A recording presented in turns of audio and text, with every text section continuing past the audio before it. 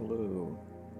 Last time we were able to go over how to produce line art in the last video. So in that video we were able to make two sets of line art for both of our images, and they turned out pretty nice. So the next thing to do is to actually go ahead and render them. Before I do that though, some of my more eagle-eyed viewers will notice that I did not name the colors layer or colors folder properly. So what I'm just going to do is I'm going to name it properly this time. And get this set back to lines too. We don't want any of the layer names to be odd or off, just so it would be easier for us. But without much further ado, let's go ahead and actually get started. So what I'm going to first do is go underneath all my folders and create a new layer. And I'm going to go back to my tone chart and I'm going to grab one of my grays, probably either this one or any of the lighter ones. Probably this one or that one would be better. I'm going to go with this one. I'm going to go to my fill bucket. I'm going to make sure to refer to only the editing layer. And what that means is it will ignore all the other layers and just fill in whatever space is being filled in on that specific layer. Once we got that set up, I'm going to turn that off. The reason why we have this is just something that we can compare colors to. It might make some of the colors easier to spot than others, so it's nice to keep that there. I'm going to turn it off for now, and I'm going to do this, try to fill in what are these flat tones for both of these at the same time. So I'm going to go inside my colors folder and make a new layer.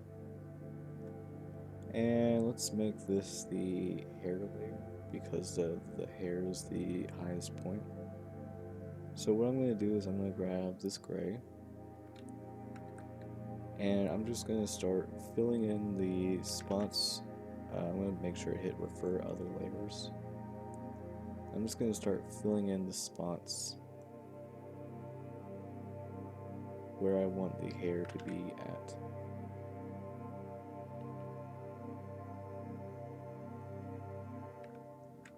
Right there and right there.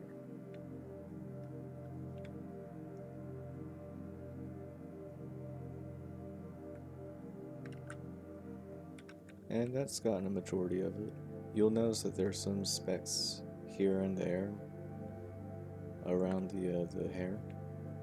So just grab a G pen brush and just fill it in.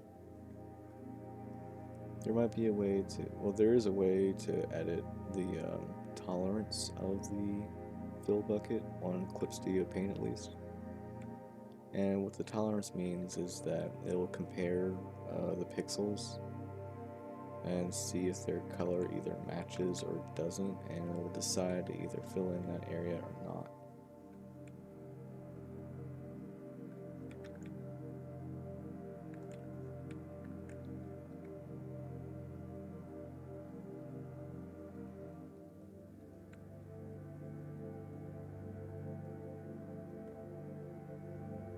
Always try to be thorough with when you fill this in, because usually when rendering stuff, like doing all the shading and all that, a missed pixel isn't noticeable at the first part of rendering, but when you put in the shades and the darker tones and the lighter tones, they usually pop out really hard. But that should be fine. There are ways to quickly correct it.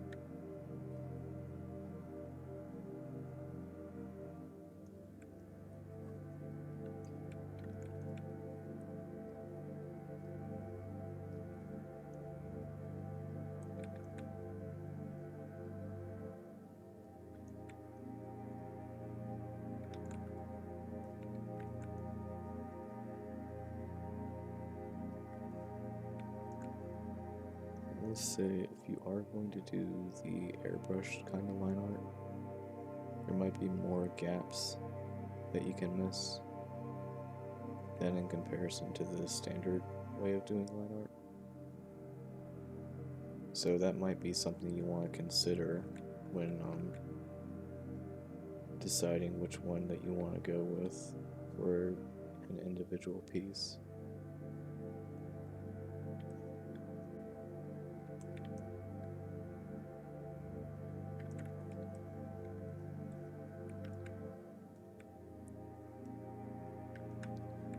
And that's pretty good right there. I'm going to turn off this and go back here, and I'm going to do the same.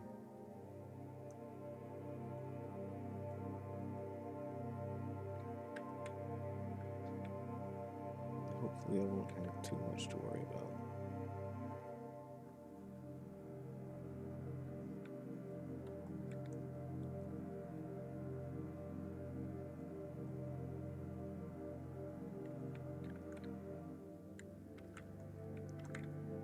Just try to be as neat as you can when you're doing this part. The more you're within the lines, the less work you have to do. Because a mistake would mean either undoing it a lot or taking an eraser and erasing the mark that you put down.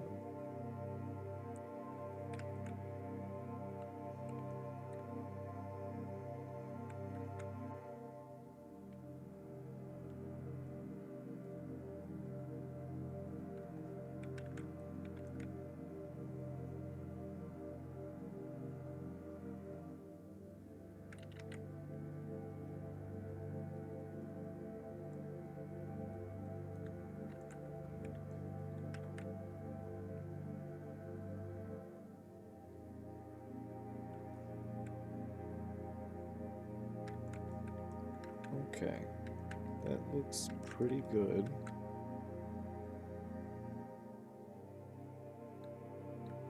So, having gray hair is fine, and you can use that tone if you want. Instead, I'm going to go ahead and just select a different tone, and I'm going to actually color in this gray spot. So I'm just going to pick a tone that looks pretty nice. I want to make this one kind of a blondish looking character. That's just what I'm feeling for this. It's a pretty good looking color. So in order to color this really easy, go ahead and put on this symbol, the lock transparent pixels. And what will happen is when you draw on the layer, it will only draw on the pixels that are on that layer. And you'll see here in a second as I take this large brush and just fill it in. You can just take the tone that you intend to use and just fill it in that way, but I typically find that it's very easy to miss the pixels on that. And so that's why I like to fill it in with gray sometimes, especially on the lighter colors. If you're using a darker color, you should be fine to just fill it in outright. Next, I'm going to do the same here. She's giving me a bit of a punk vibe. So, green hair, maybe not. I've done plenty of blue-haired characters, so let's try maybe a purple color.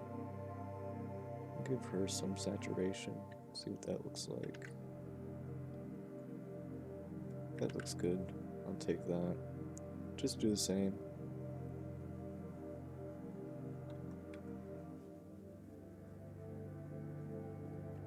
And there we go. We've now got two pretty nice heirloom colors. I will say that the shade part I would recommend, be a lighter color. I even missed some right there, it seems. So I'll just fill that in for now.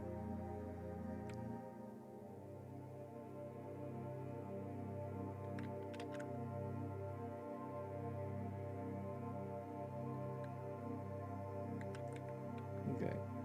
As I was saying, shaved hair generally has a lighter color to it, because it's generally like sparse and not as thick.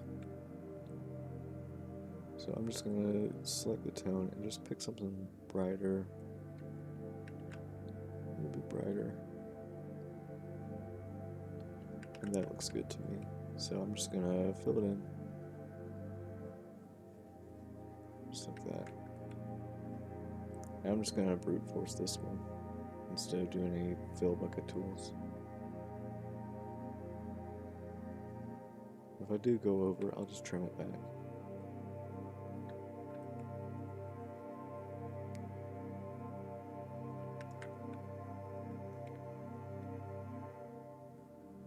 I'll turn this off because I do see I have some transparent pixels.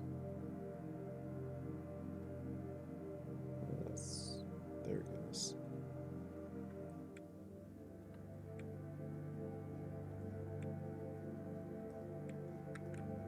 And of course, whenever you do turn off the alpha lock, it will like keep the tones within the areas that you did draw in. So if you're going crazy with a large brush like I was, it's not going to reproduce that after you turn off the alpha lock. I'm going to turn off the alpha lock for this. And that's basically the idea that you want to be doing when you're doing the tones, the flat tones.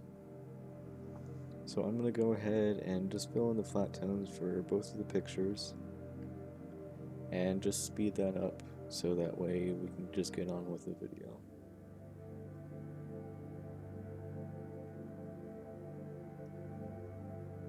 Oh, and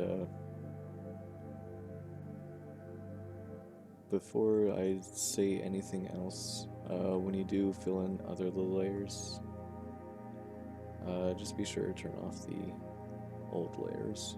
That way they don't conflict with your coloring.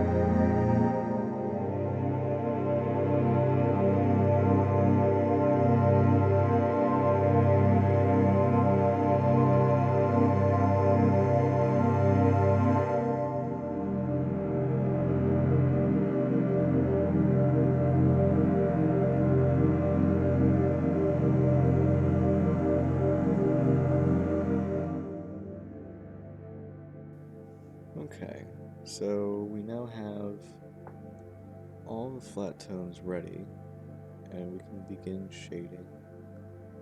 I'm just going to turn off that. You'll notice that sometimes I went ahead and selected one of the layers, and then the sort of like an elastic band ran around it. This is one of the old layers. I mean the second pictures. But sort of like the elastic band runs across the exterior of the layer, or the pixels of it. And the reason why I did that is just to be clean. I don't want any of the layers underneath it to be going out into the other layers above. And that's usually because of shading reasons. You can probably get away with that if you do so. I just like to be clean about it, so you probably don't need to. But anyways, now that that's done, we can actually begin the shading part. So, before I do that, I always keep forgetting something, but that's fine. We do have a bunch of layers that we did make. So you just want to start naming these. And I recommend naming them is because when you do some shading and stuff like that, depending on how you do it, you could be ending up with a bunch of layers and you just don't want to get lost. So I'm just gonna get that. I'm just gonna call these my whites because they're my the eyeballs and the little skull and hairpin. This right here is skin. This one is going to be hair. And this one is the eyes. So, eye, color. I'm going to minimize that for now. And then I'm going to minimize this whole folder. And I'm just going to do the same thing here. We got the whites. Skin, hair, and eye color. And hopefully I didn't make a mistake. Nope, everything's a-okay. So let's go over how to actually shade something. So what I typically do is probably start off with the skin, to be honest. I know the whites come first, but I usually do something special for this. But I usually do the skin separate from everything else. And you'll see what I mean in a second. So what you want to do is create a new layer. And you want it to go above the skin layer. The next thing, if you have it, go ahead and do this button, which is clip to layer below. You'll have this red line going across the next to the clipped, the little image in front of your layer. And what this does is just like before with the lock transparent pixels, everything you draw on this layer will only be on the layer that you clipped below. So kind of just like that. But it's its own separate layer.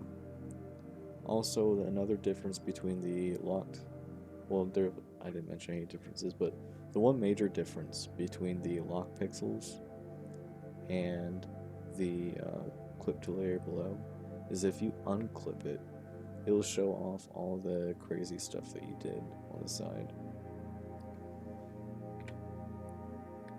So let's go ahead and just turn the clipping back on. I deleted everything in the layer. And we're going to go ahead and turn this layer into a multiply layer. The multiply layer just sort of like helps things be shaded properly instead of being just a regular flat normal layer. You can do stuff with a flat normal layer, but I personally don't recommend it. So what I'm going to do next is I'm going to make my tone that I'm going to use for the shadows. And I'm going to select the skin tone that I have. I'm going to go down the hue closer towards red.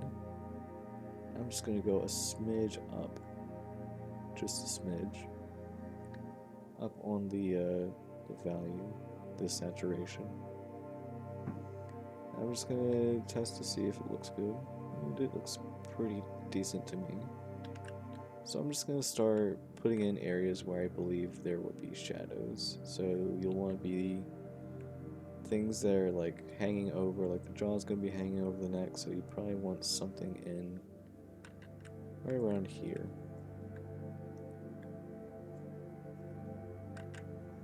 Right?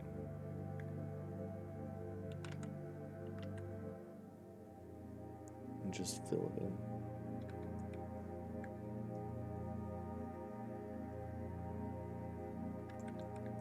And then you'll want recesses in too, so I'm going to grab the brush again. I'm just going to sort of following the creases of the neck muscles in.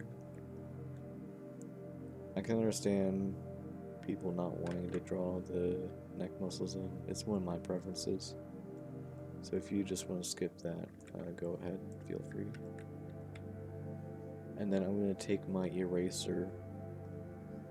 I'm just going to get a pretty good sized brush. I'm just going to bring this up a bit just to show it has some shape. Do the same over here. And there you go.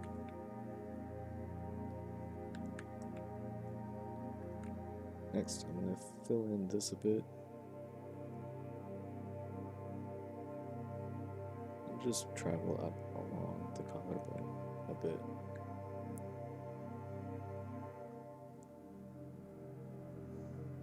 This isn't something you have to be super neat about, unless it's going to be a part of your style, like if you're going to be doing cell shading. But the way I'm going to stylize it is I'm going to go ahead and use a bunch of like blurring stuff like that. I don't have any lines here. That should be fine. Just trace out the shape.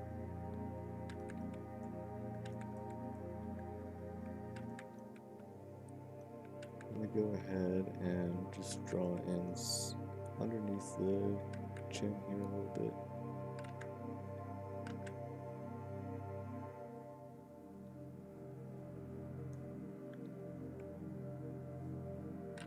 Oops.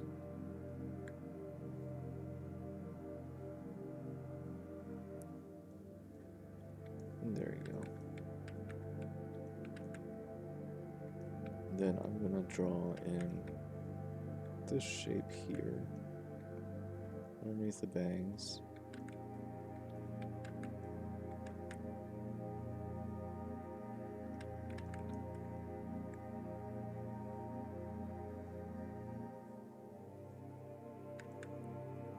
And just get it somewhere. It's okay to switch over to the fill tool if you want. You'll probably still have to clean up a few things, but it can get a majority of your work done.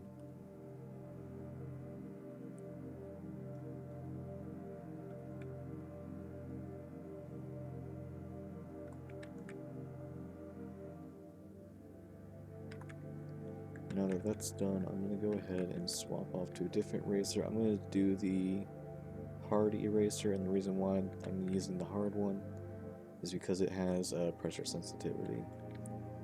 I'm just going to sort of trace out the shapes where they divide.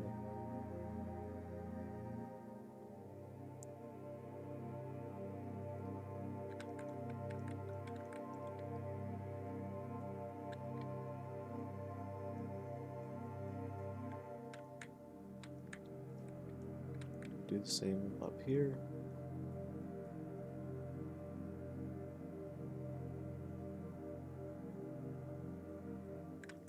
That looks pretty good. When it comes to like the shading around the bangs, it's usually a rule of less is more. So I think that's a pretty good spot right there. And then I might just do a little bit right along here.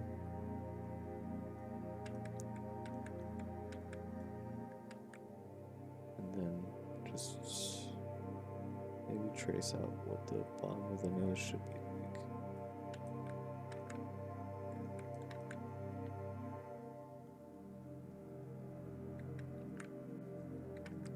Just redo that. I didn't like how it looked.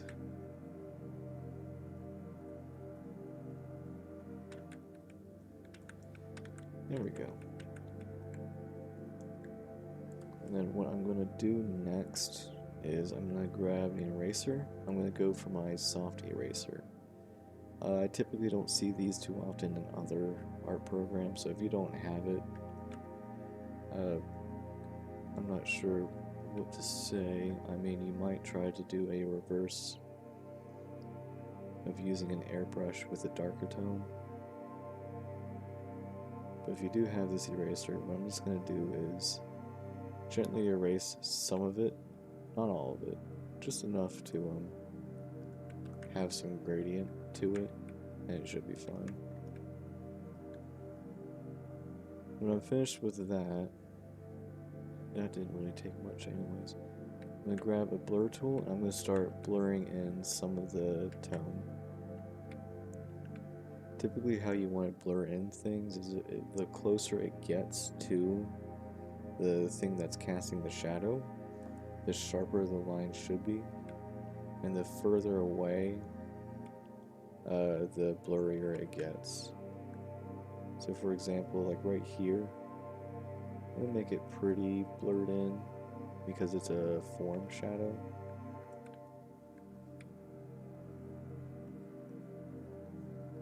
Just like that. I'm going to blur the top of this and then really blend in bottom. I'm going to blend in this too. For these, I might just leave them be because they're really close. But for these, I'm just going to blur it in. Just like that.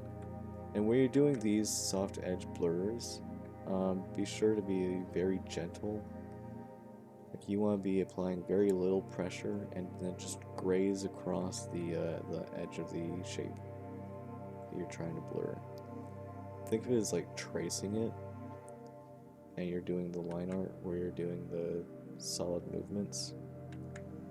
But you don't have to be completely accurate, and there's a lot of leeway with it, so it's nothing to really stress about.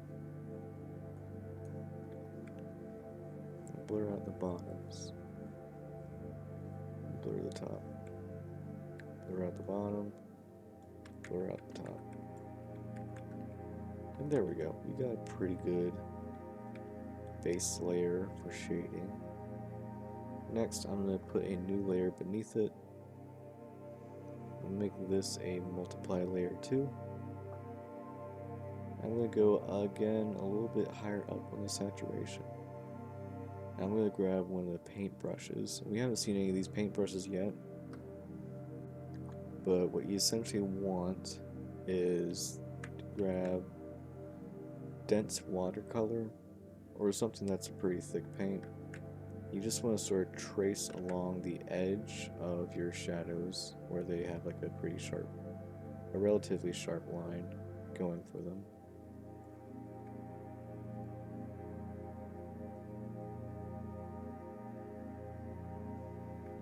Just like that.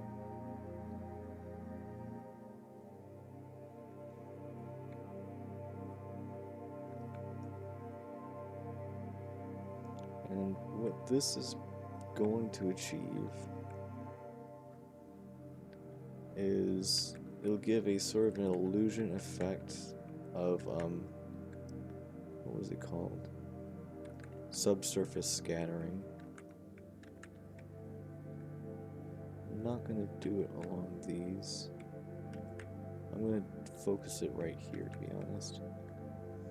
Once I got those in, I'm going to start using it on the same layer, just sort of like picking out spots where it should be darker. So things when it goes into the deeper shadows, like right there. And again, this isn't one that you want to be neat anyway, so it's nothing to focus on. Just so long as you get the general shape, should be fine.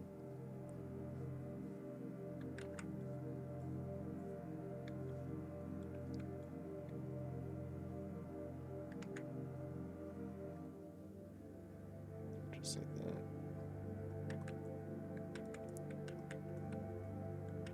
I'm gonna have some of it right there, along with the eyelids.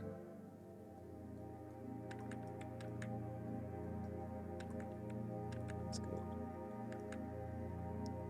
Then I'm going to go ahead and airbrush in some of this tone as well, in the general area of the, oops, I'm still in my line here. I want the soft airbrush. I'm just gonna brush it in near the edges of the hair, just to sort of give more gradient to it. I'm going to erase some of it on the side because that should be exposed more to sunlight. That should be good. I'm going to airbrush some on the outer edges here too, just for more gradient. Next, I'm going to get a blur tool, and I'm going to be blurring in a lot of this. So grab a nice sizable brush and just start blurring in. I sometimes use circle motions to get the tone to mix in properly, but it's always up to you.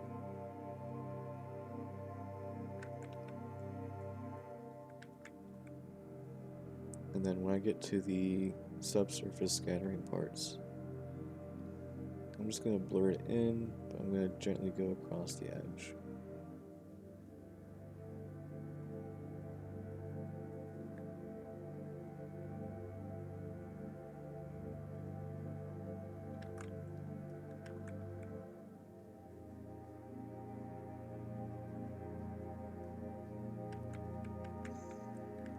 And there we go.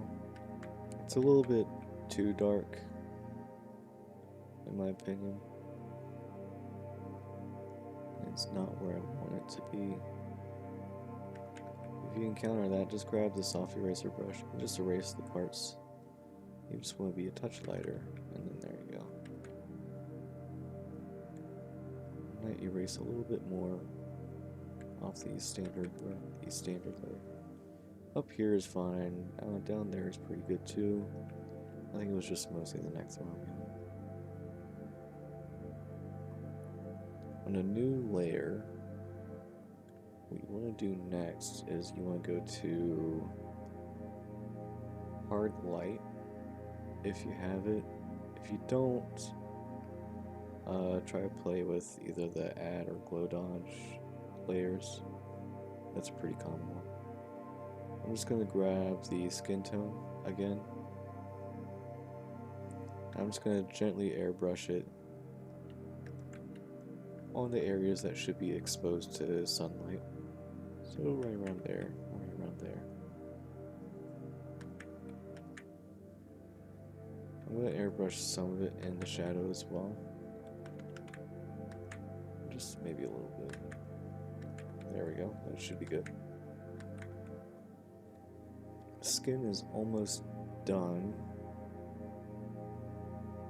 So on a new layer, we're at 4 layers now. Everything on top at this time. And I'm going to just go ahead and select the skin tone again, go to red, get a pretty good red color in, right there. And this part's optional, but if you just want to draw in some blushing, that's totally a-okay. So get a good size brush for this.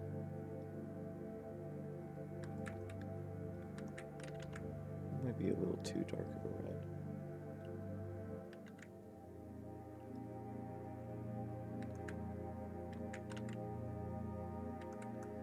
There we go. I'm gonna get some blushing on these parts of the collarbone. And a very small airbrush, maybe a 30. Draw them there and there.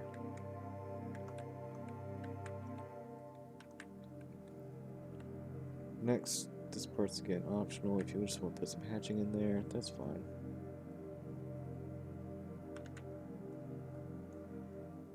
You just want to use a regular G pen, don't change any of the tone, you should be fine. You want to add some highlights to this if you have them. Go to hard, and just sort of erase some ovalish shapes. A large one followed by a small one. Go, and then I'm going to do the same here. Might just have one instead of 2. One there, one there. And to really give them a glowing effect, go ahead and take the eraser brush. Make it the soft eraser. And one of the ones that are larger than the circles, just oops, that's the regular one. Maybe a 15. And just gently erase around it. It'll give you a very slight glowing effect if you want it. There you go. That's pretty good. I might just take some off near the bottom.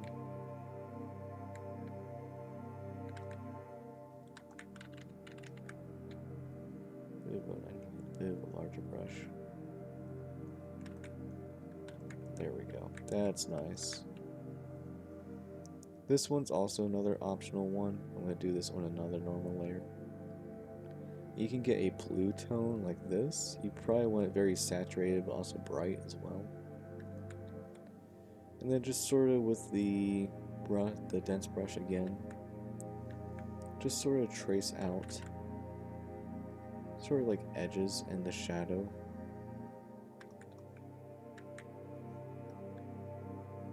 With that. Maybe a bit more subtle, to be honest, so I might need a smaller brush. But this is sort of like backlighting or rim lighting. You might see this in like some of your favorite like comics or whatever. They'll do this effect, and it's one of my favorite effects to do. It really pulls in the picture.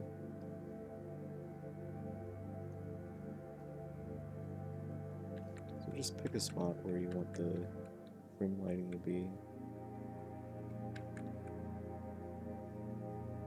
Make this a bit stronger. That's it. Then take your blur tool and blur it in. Just to make a nice gradient effect. I might use a larger one.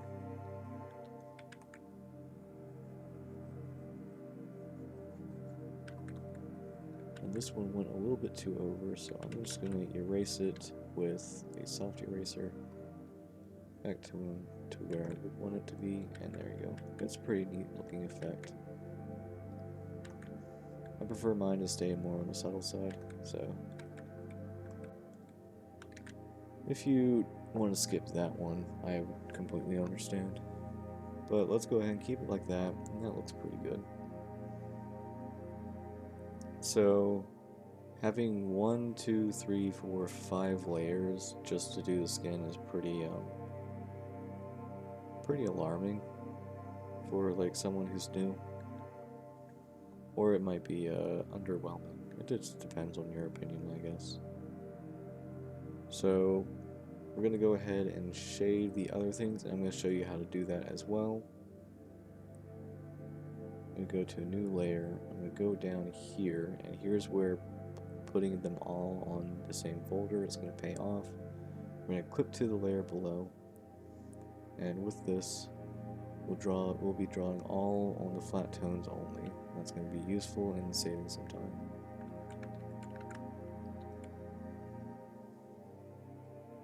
So this is what we're going to do next. We're going to start filling in each of the individual parts. So I'm going to get the whites here. Oof, they got a little bit wrecked there, but that's fine. Grab the hair. Delete that, and there you go. That was a good example of fixing a mistake.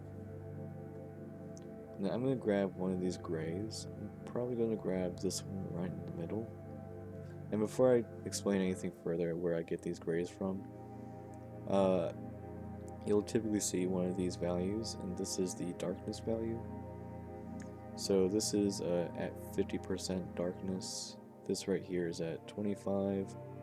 This is at 10, here's 90, here's 75. Maybe it's not darkness, maybe more like brightness. So 90% bright, it's not white, but it's close. Whereas this is 10%, it's not black, but again, it's close. You just put black there in comparison, you can see there's some difference. I typically keep these around to use as shading. So I'm going to go back to my regular layer. I'm going to put this as multiply. And then I'm just going to start filling in the tone. Filling in the color. Yeah, it'll be fine. I'm just going to start shading in the eyes. Try to keep them both the same, but it's not going to be too advanced. You just generally want the shadow to go over about halfway. Once that's done, go ahead and just go to the soft eraser and erase the top parts of these eyes, of the eye shadows that you made. Might give it one more pass there. And maybe not. There we go. And just like before, go ahead and just start blurring. Just gently graze across it. Gently across. There we go. It'll give you a nice blurring effect. Next, I'm going to grab that blue again. And I'm just going to gently just airbrush some of it just to add some more color. You don't have to do that blue thing, but I usually like to think it just brings out the eyeball in a pretty good way. Next, I'm going to go to a new layer. Make sure that's clipped. There we go. I'm going to do this as maybe a screen layer. I'm going to grab a pink tone. Right here. Go back in and grab that layer again. I'm just going to trace along the edge. Screen doesn't look like it's going to work, so we add glue. Nope. Alright, maybe a hard light will do it.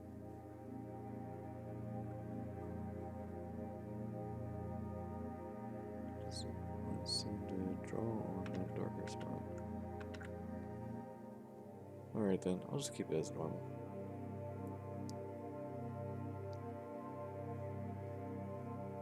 Go across.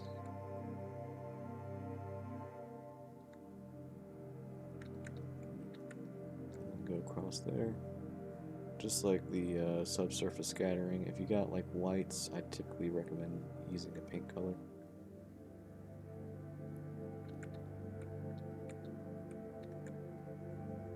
Again, this is completely optional, so if you don't want to do it, that's completely fine.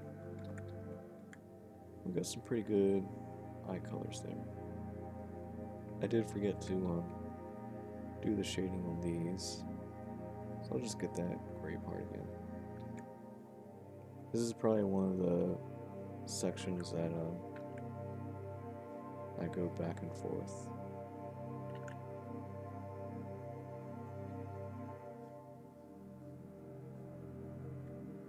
Give that some those rough lines in there. Trace out the bottom of this.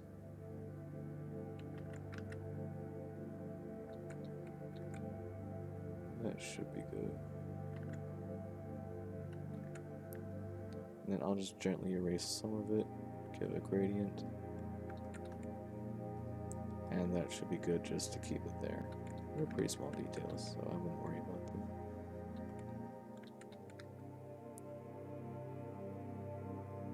So we got the whites done. Got the skin done. Next, we're going to focus on the hair. Right here. And before I go back up to my regular multiply layers, I'm going to put a clipped multiply layer here. And I'm just going to put in some overtones here.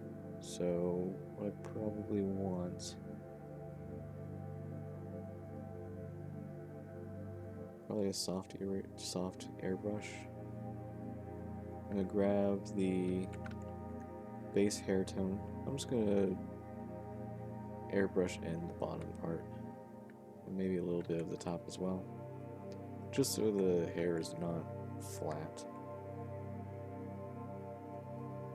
Go to my multiply layer again. I'm going to grab probably a 75. If this doesn't work, then I'll just grab one of the other times. Yeah, that works. Now I'm just going to start shading in the hair. Again, this is going to be one of those times where less is more. So just put in spots where, you know, things intersect. Or you just want to add in some extra details, maybe they're here.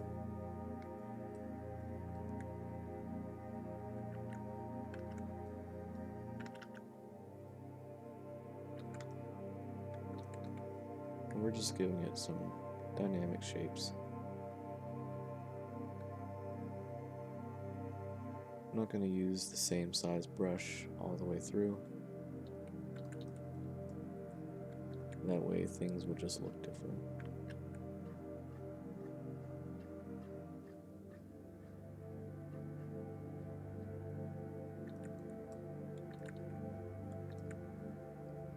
For a larger brush again.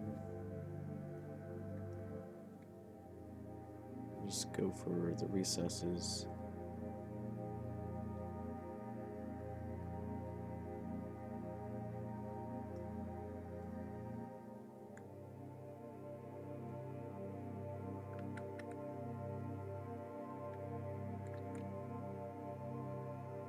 And then, of course, you can always just erase the bits that you don't want.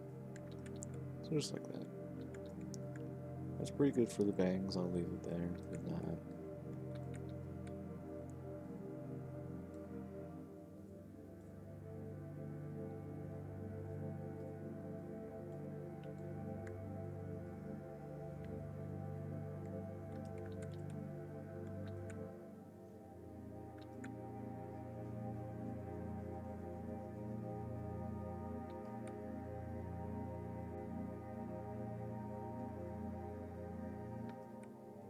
See where those missed pixels are, but I think they'll be fine.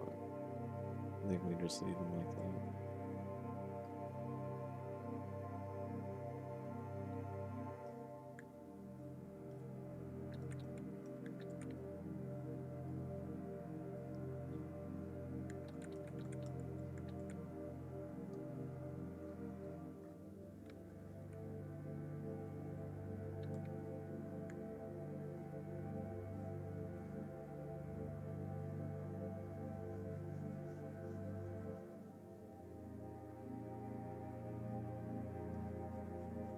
Those look pretty neat. That's just a little serendipity for you. I might just sort of emulate that for a quick second over here. There we go, just so they look similar.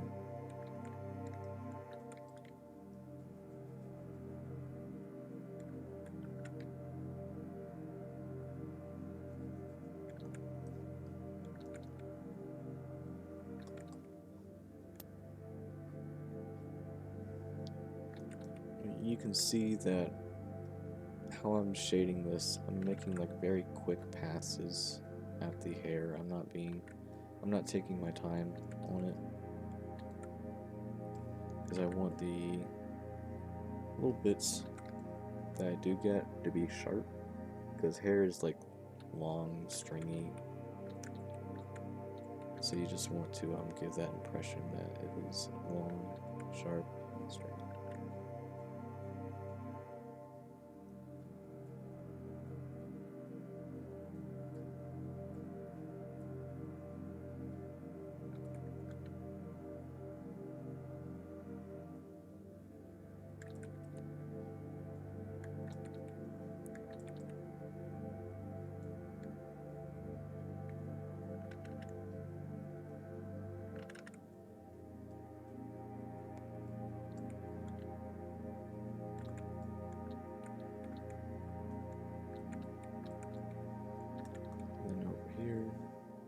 I'm going to finish up the hair buns. So.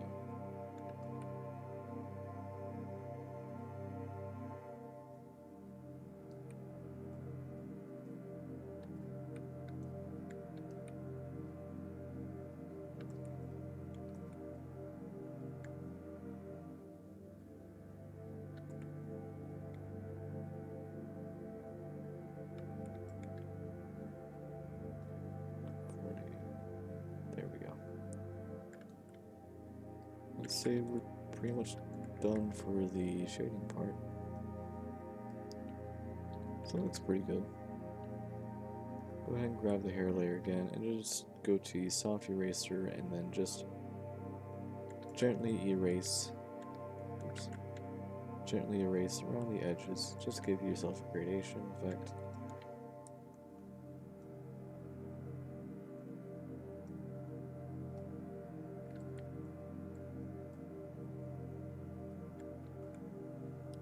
And what we also can do is grab a darker gray, select the layer that we're on, and then just sort of airbrush in near the tops where they'll be darker. This is more of an optional thing. This might help show the people who don't have the soft erasure brush how you might be able to add in the gradation effect without it.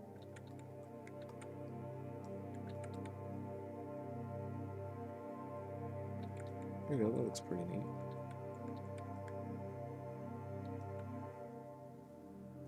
Next, we're going to make a new layer, and this time I'm going to make it let's do the hard light one. There we go. Back on the hair, I'm going to grab the tone more towards the center. I'm just going to grab an airbrush, and I'm just going to go across one of the edges, or across the center. Probably a larger brush. Let it be light, don't think about it too much. I might put some of it here as well. Maybe right there. Some right there. And just along the edges there.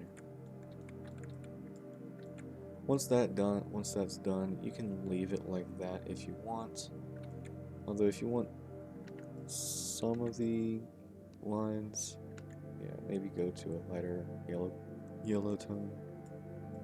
And just sort of hatch in some lines and shapes, however you feel like doing it.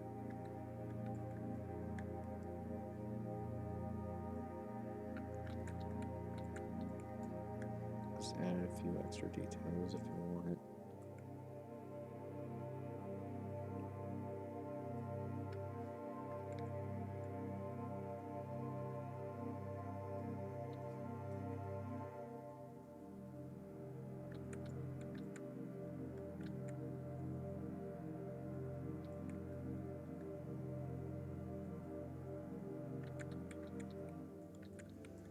And there we go. The last part to shade, well, kind of the last part, we'll get to it in a second, is the eye colors, and this is another one that I want to keep them to themselves rather than be mixed with other layers. So I'll just go above it, make a new layer, clip it to below, and then just hit multiply. I'm going to multiply it with its base tone. I'm going to get a airbrush and then just sort of airbrush in from the top going towards the bottom. Once that's done, I'm going to get my 10% gray and I'm just going to fill in this top area right here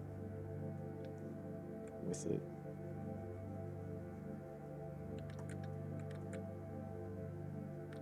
Looks pretty good. Next, I'm going to get a hard eraser, and this is one of another optional parts. The size 8, just hatch some lines. Right about there. I always liked how that looked. Just gives it a little more extra character. But after that, get a soft eraser brush, maybe a 50. 60, yeah, that'll work. 60, and just lightly go across the top, just like that. Next, you'll want to make a new layer, go to divide this time, and grab maybe this gray, the 25%. Sort of just airbrush in somewhere in below. It's a good sized brush, maybe 30. Oh, that's not exactly what I was expecting. We're getting closer to white, but now it's actually going blue. But I want to work with that.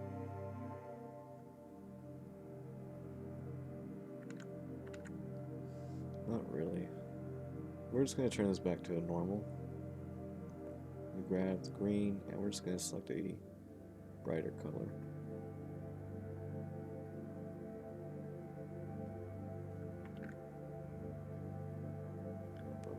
There we go. Put it back on divide. I'll work with the blue, to be honest. It does look cool, to be honest. Let's grab that. Airbrush near towards the bottom. And grab a darker gray. Excuse me.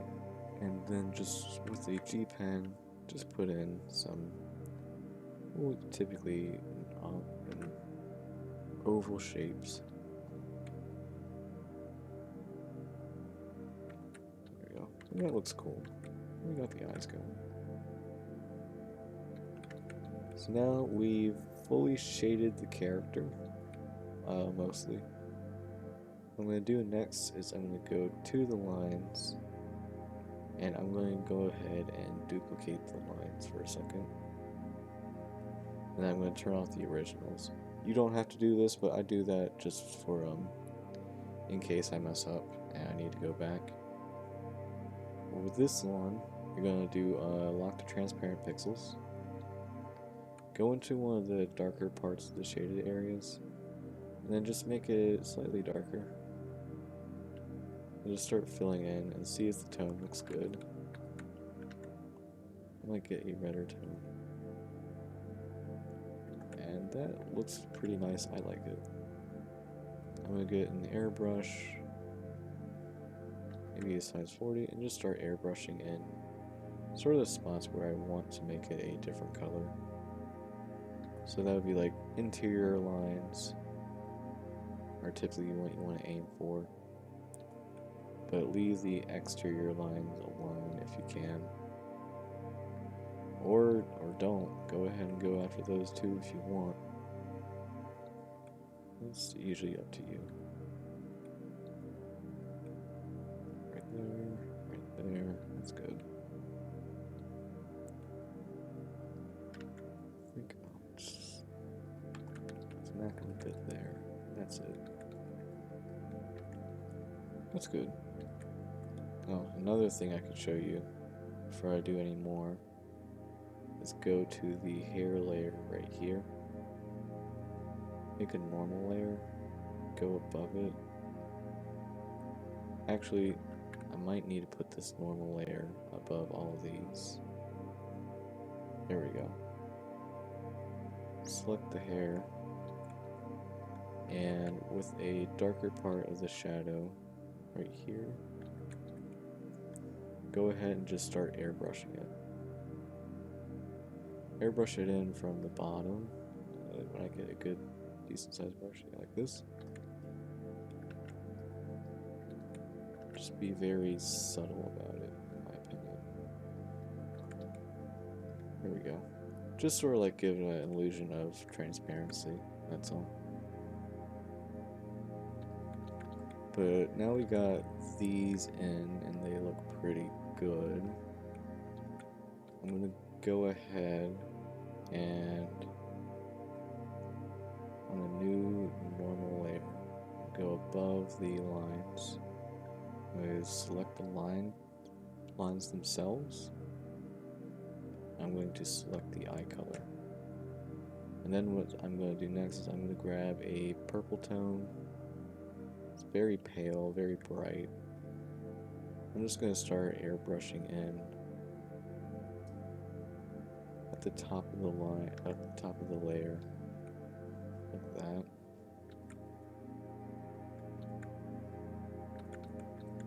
And then I'm going to very gently erase using a rough eraser.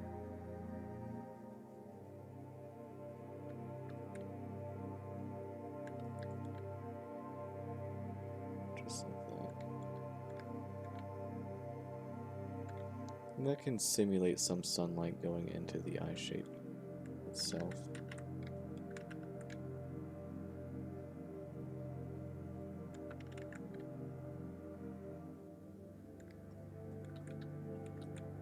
Do the same over here. It's a very long and tedious process, but if you stick with it, you can get some really cool effects out.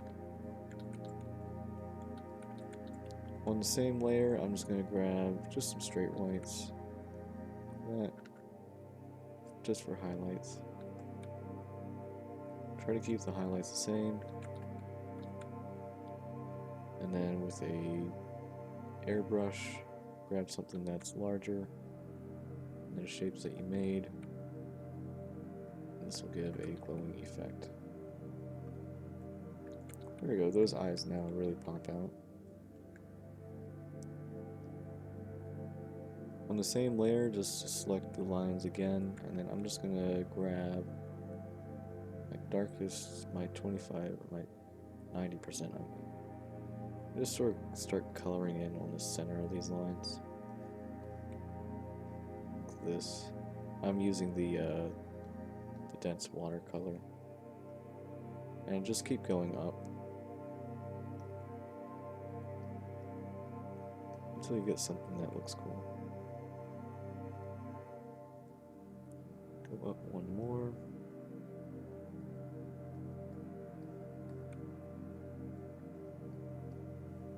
Then I'm going to use a G pen. I'm going to use a size 4. I'm just going to highlight some of it like that across.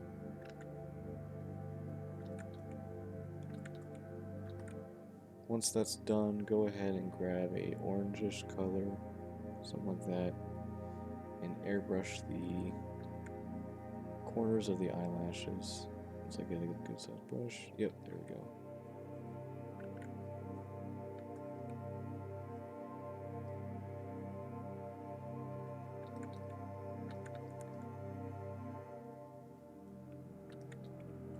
And that's it for that. I'd say that's pretty good.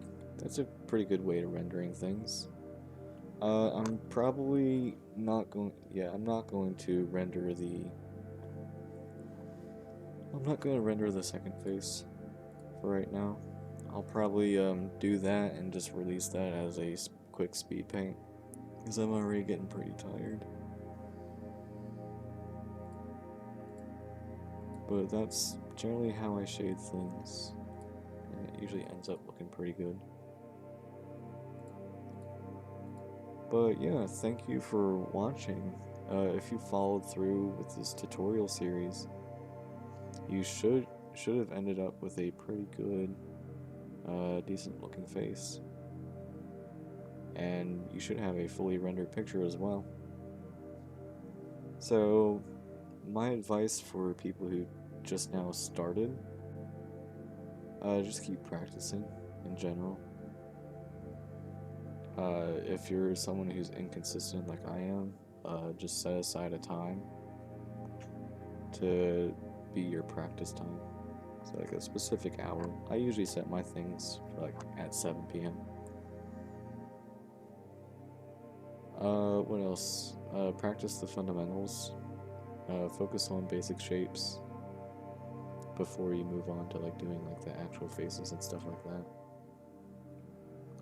And then once you do actually start moving on to the faces, actually practice those before going on to the other things like the torsos, arms, and stuff like that.